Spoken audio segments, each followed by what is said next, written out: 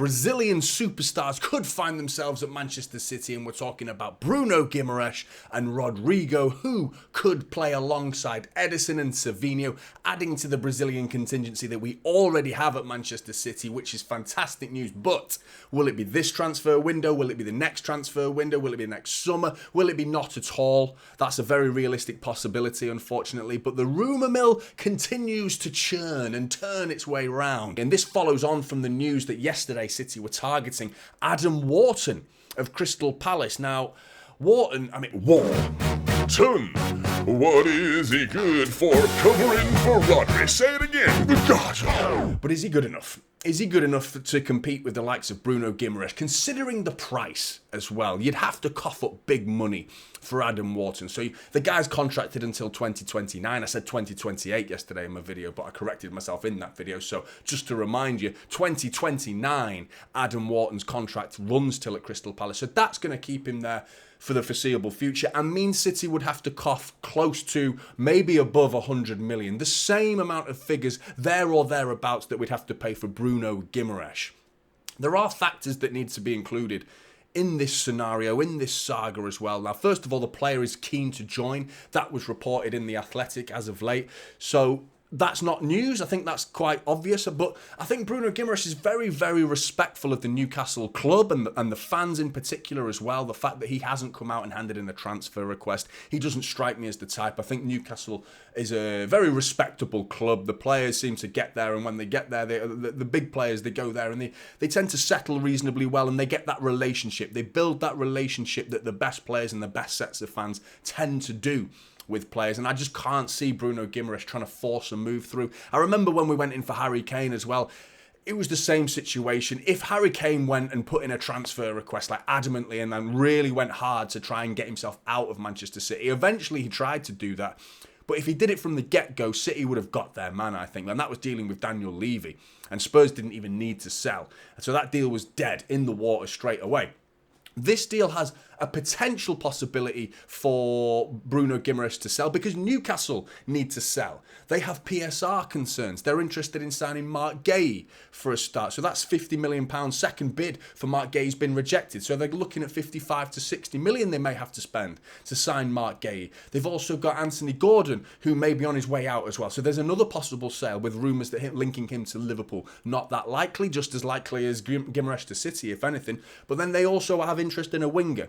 Newcastle have got Kieran Trippier, who they could get rid of, who's on 1 year left on his contract, I believe. You've got Sean Longstaff. Almiron's been linked with the MLS and Saudi Arabia as well. Almiron could command a reasonable chunk of money. But I think Sean Longstaff, Callum Wilson's another player, Kieran Trippier. They're not, all three players would probably get close to the fee that they would get for Bruno Guimarães. Yet you're uprooting half your squad. Well, I say half, but three key players that got a huge amount of minutes for Newcastle last season in Trippier, Longstaff and Callum Wilson. All got a large amount of minutes on the pitch for Newcastle last season. Losing three of those players would be difficult to replace. Now, the quality of each individual versus Bruno Guimarães, yes, Bruno Guimarães is they're all different positions, aren't they, apart from Sean Longstaff. But still, the calibre of fee, the size of the money that they could command for Guimarães would be the loss of one player and a big bucket of cash coming into Newcastle. And it could fix a lot of their PSR problems. Now, speaking of fixing PSR problems, we could do that for them by winning our APT case. Now, that's not going to have any bearing on the Bruno Guimarães deal, but it's certainly going to alleviate any PSR concerns, certainly in the long term for Newcastle. If City were to win their case and get rid of the APT rules, that would free up Newcastle to start bringing in bigger sponsorship deals and alleviate that pressure of PSR and the idea that they need to sell. So that would be helping Newcastle inadvertently and be a bit of a blow for the whole idea of signing Bruno Guimarães. Now, the player, he wants to move, that's been clear, but I don't think he's ever going to come out and say he wants to leave Newcastle. I think he has too much respect. There's been too many rumours for me to suggest that he doesn't want the move deep down, but understands his position. And his comments recently, actually, since he came back from his holidays and joining with Newcastle indicate that this move is very, very unlikely. And considering the fact that his release clause ended on I think it was the 24th of June, that's now gone. But deals have been done for under release clauses. Clubs have been able to sell players and buy players for less than their release clause. So the release clause is just there as a safety net for the selling club, for the club that own the player. It's just that safety net. City may be able to tempt Newcastle into selling if an 80 million, 90 million pound offer comes in for Bruno Guimarães, maybe including something like like a Calvin Phillips potentially, to fill that void, not in terms of quality, but in terms of player for player and position for position. In terms of the quality, Calvin Phillips versus Bruno Guimarães is a bit uneven, isn't it? But when you're getting 80, 90 million for the player plus that, you never know. You never know. But these are the comments that Bruno Guimarães made as he joined Newcastle's squad for the start of the pre-season. I'm very happy to be starting another season with this club that has done so much for me since my first day here. I'm glad to be back and more prepared than ever to have a brilliant season and to help Newcastle reach the highest possible position. Another dream has come true. Being the captain of this team is everything I've always dreamed of but never imagined. We're in this together, but I'm sure I'll be more dedicated than ever to this badge. That's a real indication that's like really... he's not going to say anything else. I don't think he was ever going to say anything else. I think professional players like Bruno Guimarães, players that have built that relationship with the club and with the fans, they're never going to say anything else. So as much as that is music to the ears of Newcastle fans, and understandably so, because what a player he is, I still think there's room for those words to be changed into what a dream it is to play for Pep Guardiola. There is always that day. That will be an available option for him one day, and it's not that unrealistic. Whether it's this summer or next summer, we'll have to wait and see.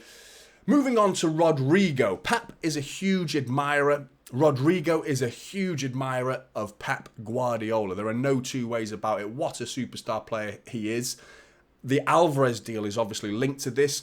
Now, the rumours are suggesting that this is more Real Madrid pushing him out rather than him holding up his hand and saying, I want to leave, I want to move. Because Fabrizio Romano has already said that Rodrygo and his camp are already mentally in the Real Madrid frame of mind. Now, the reason Real Madrid are potentially pushing him out of the door, which is something they've done in the past, Real Madrid, when they want a player gone and they want that money, they make it happen. They get their man out the door as quick as possible. So if Real Madrid get the idea that, right, we need to cash in on Rodrygo now while he's hot, and he will be hot for the next year or two at least, they may just make this deal happen for him, and he may not have a say whether he wants to be at Real Madrid or not. It might not be Manchester City. That's where he does get a say where he goes. But in terms of like the best club for him to go to in the world right now, Real Madrid to Manchester City is a sideways step, isn't it? There's no downward step from Real Madrid to Manchester City. You know, the last two Champions League winners. So I think it would be a good move for Rodrygo. The likeliness, again, is slim, and this all comes from the Mbappe signing. I think that's where this is all manufactured from. It's believable. I just feel like Rodrygo would want to see what happens first. I feel like he would at least want to get to January before even entertaining the idea of leaving Real Madrid, because the guy he's got 54 goals, 41 assists in 215 appearances for Real Madrid, which is absolutely sensational. Unbelievable figures that he's able to put on the board. So he's a world-class player. There's no two ways about it. But I think he would want to prove that I'm better than Mbappe. I think that's what he'll be thinking.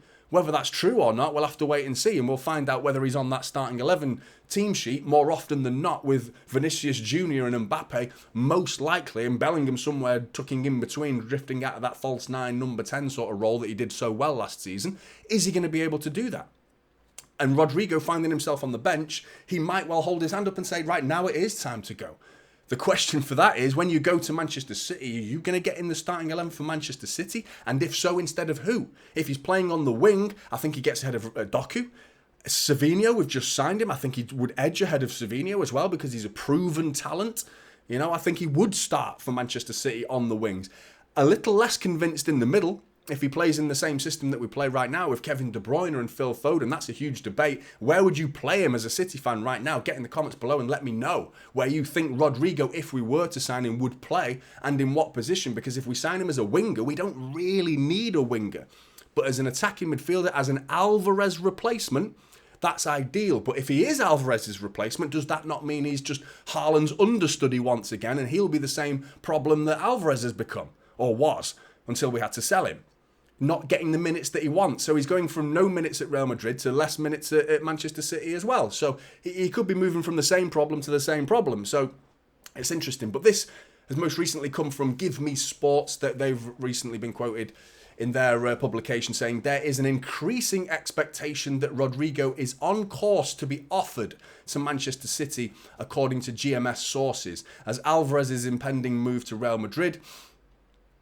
Real Madrid's rivals, I'm pretty sure he didn't go to Real Madrid.